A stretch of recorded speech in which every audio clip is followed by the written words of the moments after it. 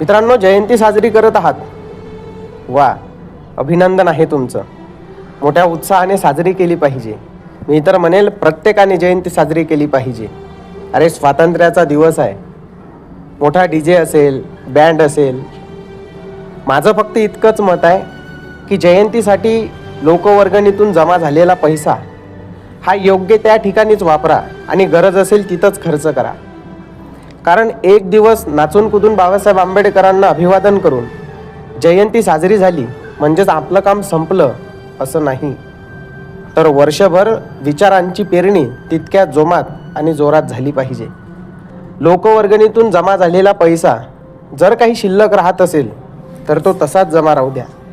कारण हा पैसा त्या प्रत्येक चळवळीशी एकनिष्ठ असणाऱ्या भीमसैनिकाच्या घामातून आणि कष्टातून आलेला आहे. आणि या लोकवर्गणीतून आलेल्या पैशाचं जर आपण योग्य नियोजन केलं तर उद्या एखादा सामाजिक किंवा सांस्कृतिक कार्यक्रम जर आपल्याला करायचा असला तर कोणत्याच पक्षाच्या राजकीय नेत्याच्या दारात उभं राहण्याची वेळ आपल्यावर येणार नाही. आणि हो, वर्षभर याच लोकवर्गणीतून जमा झालेल्या पैशाच्या माध्यमातून वेगवेगळे उपक्रम राबवून आपण समाजाचं प्रबोधनही करू शकतो.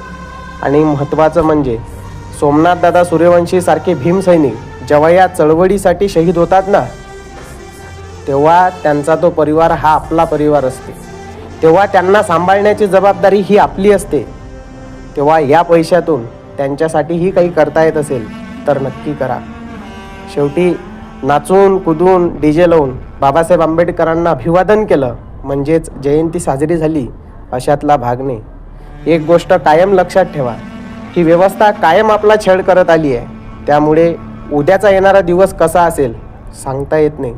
त्यामुळे या पैशाचं योग्य नियोजन लावा, नाचा, कुदा, आनंद घ्या, एन्जॉय करा.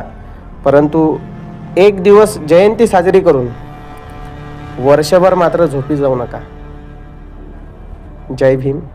धन्यवाद.